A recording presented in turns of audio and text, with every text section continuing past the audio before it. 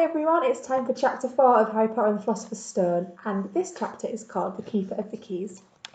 Boom! They knocked again. Dudley jerked awake. "Where's the cannon?" he said stupidly.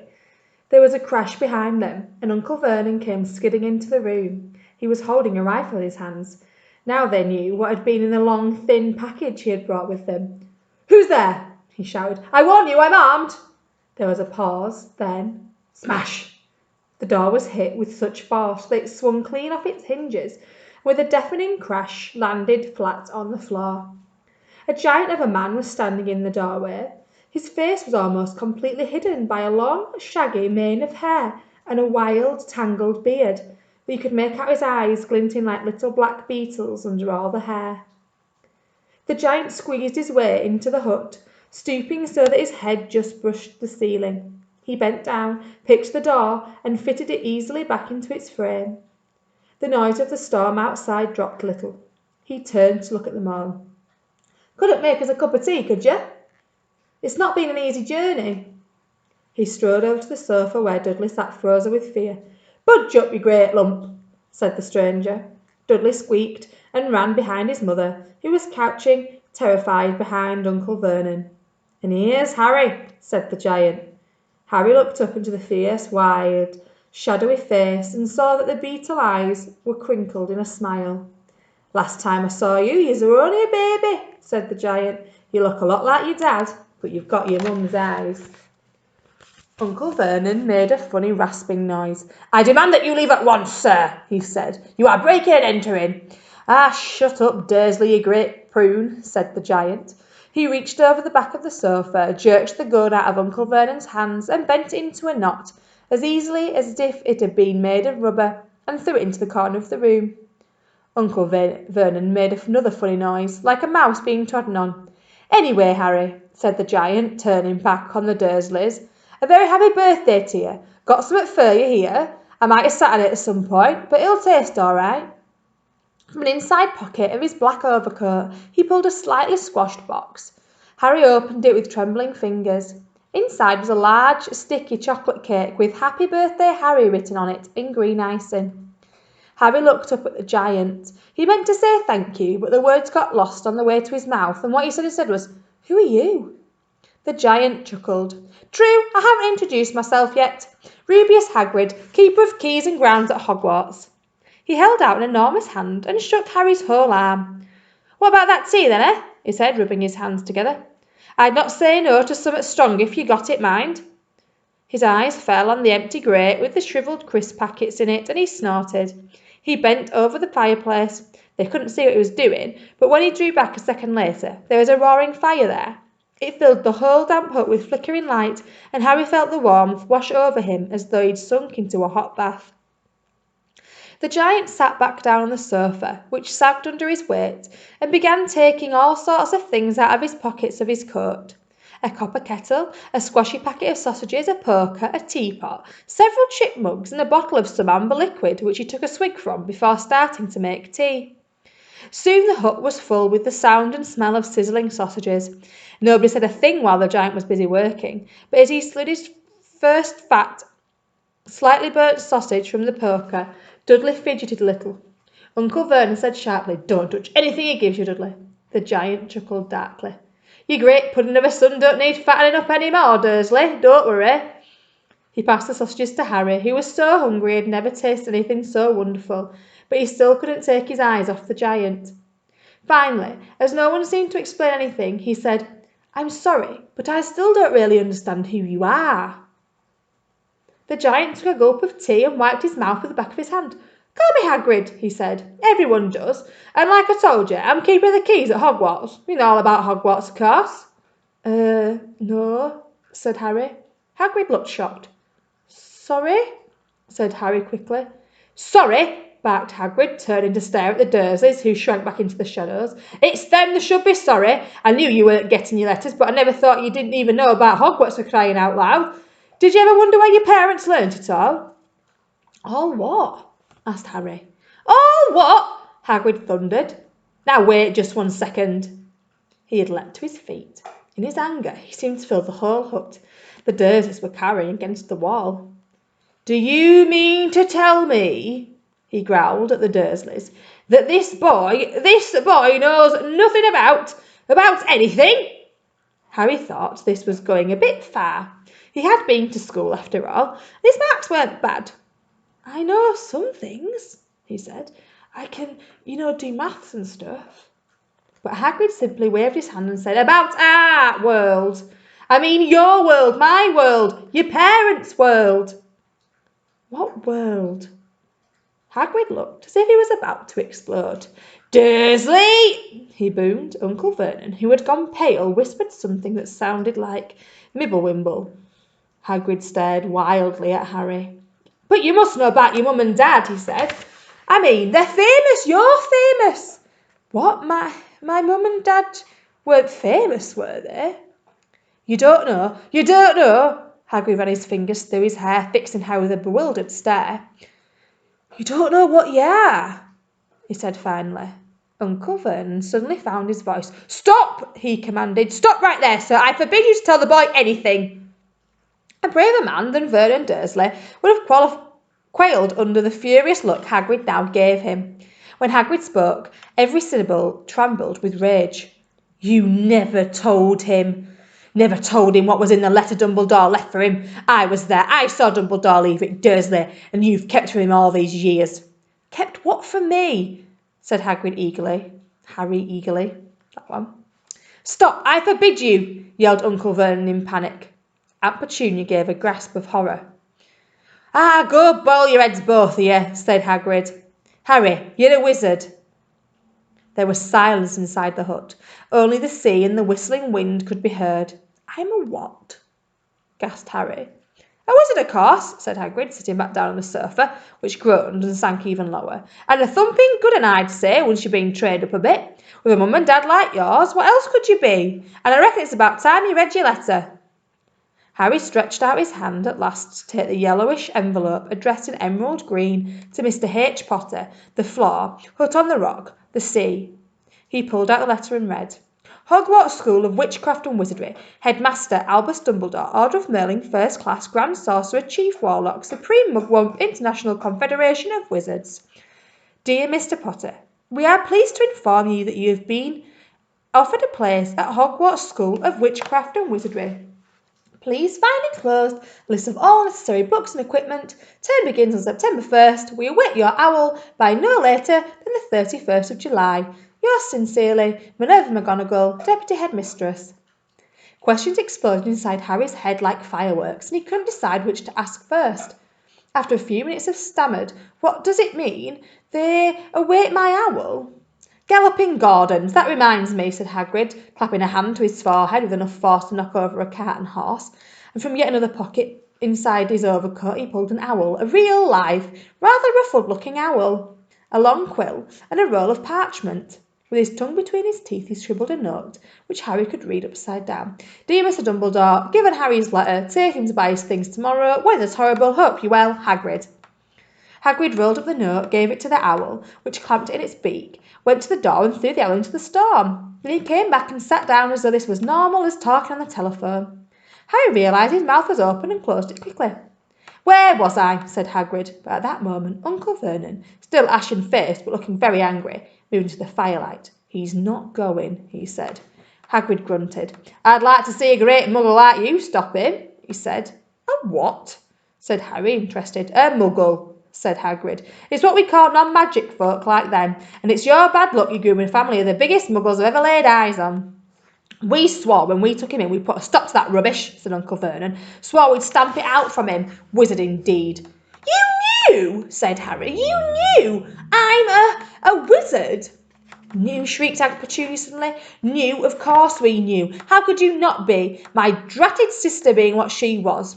Oh, and she got a letter just like that and disappeared off to that school and came home every holiday with her pockets full of frog spawn, turning teacups into rats. I was the only one who saw her for what she was, a freak.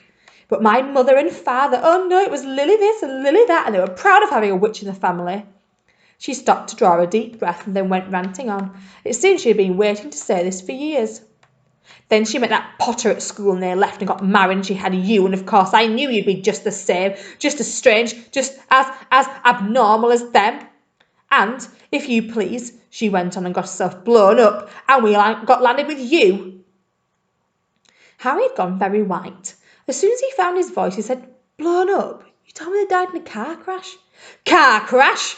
roared Hagrid, jumping up so angrily that the Dursleys scuttled back into their corner. "How could a car crash kill Lily and James Potter? It's an outrageous scandal, Harry Potter not knowing his own story when every kid in our world knows his name."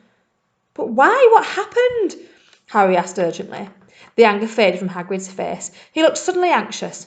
"Oh, I never expected this," he said in a low, worried voice. "I had no idea. When Dumbledore told me there might be trouble getting hold of you, how much you didn't know. Harry, I don't know if I'm the right person to tell you, but someone's got her. You can't go to Hogwarts not know him." He threw a dirty look at the Dursleys.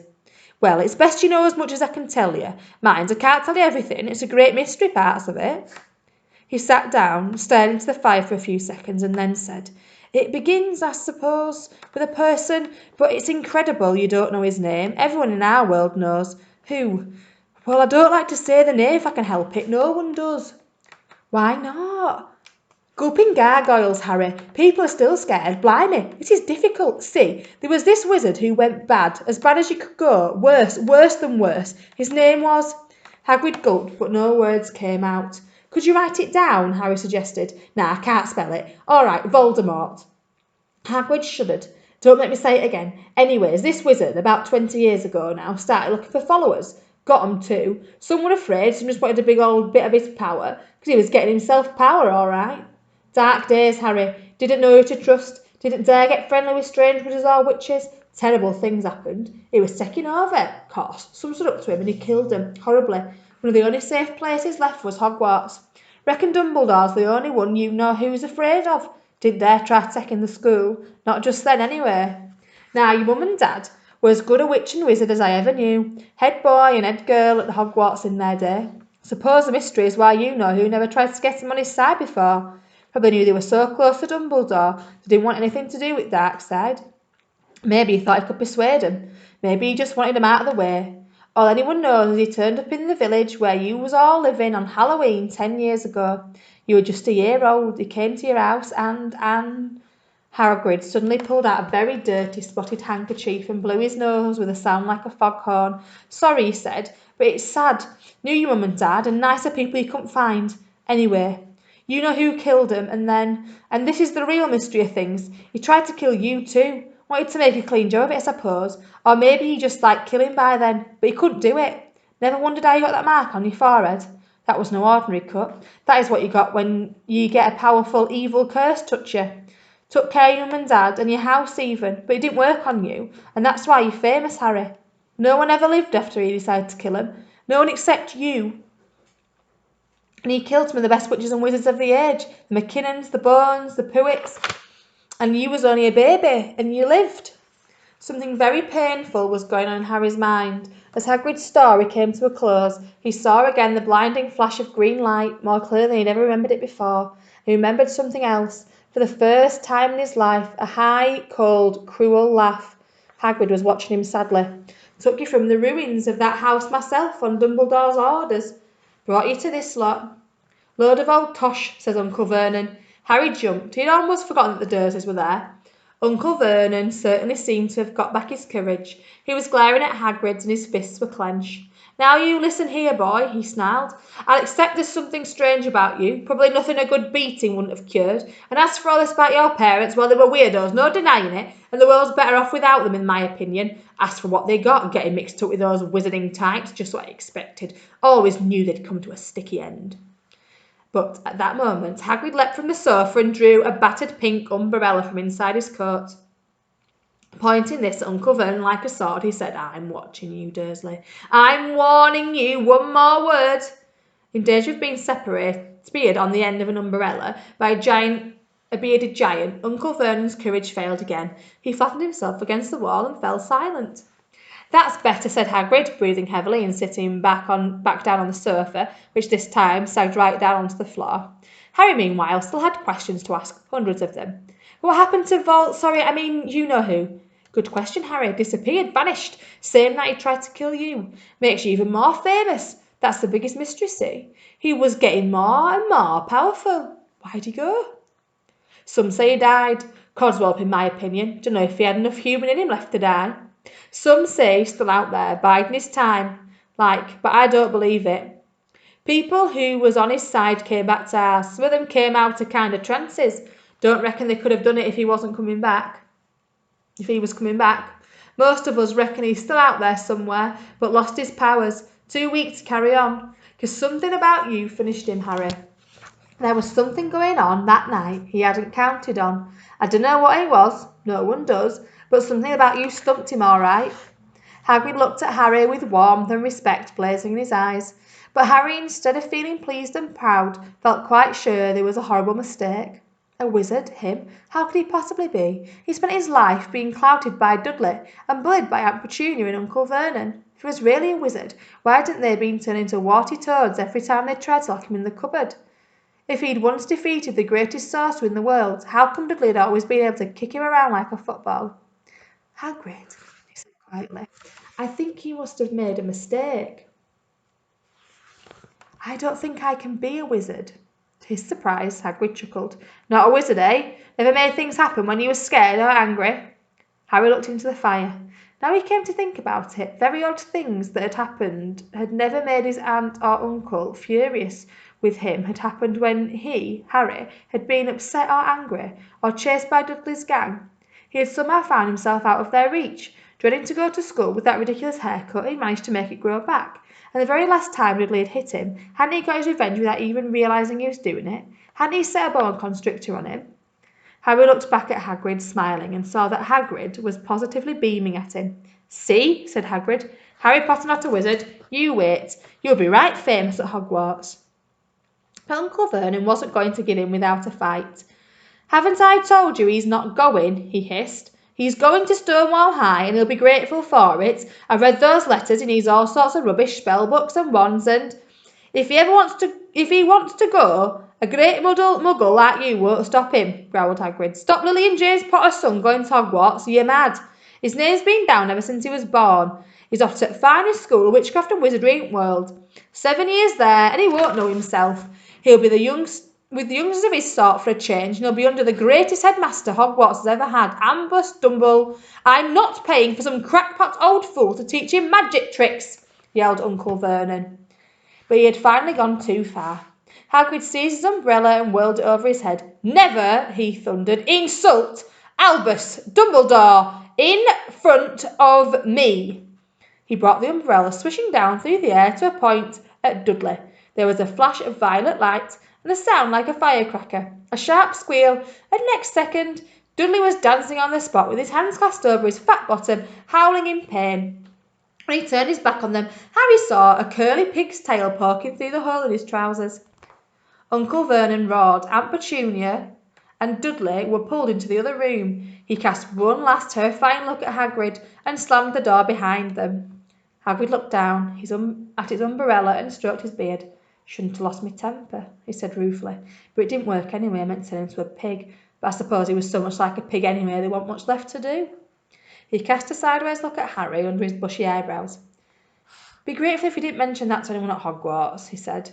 I'm not supposed to do magic, strictly speaking. I wasn't allowed to do a bit to following you and get your letters to you and stuff. One of the reasons I was so keen to take on the job. Why are you supposed to do magic? Asked Harry. Oh, well, I was at Hogwarts myself, but I got expelled. To tell you the truth, in my 3rd year, they snapped me wand in half and everything. But Dumbledore let me stay in as gamekeeper. Great man, Dumbledore. Why were you expelled? It's getting late, and we've got lots to do tomorrow, said Hagrid loudly. Gotta get up to town, get all your books and that. He took off his thick black coat and threw it to Harry. You can keep under that, he said. Don't mind if it wriggles a bit. Still think I got a couple of dormice in one of those pockets. And that's the end of chapter 4. See you soon.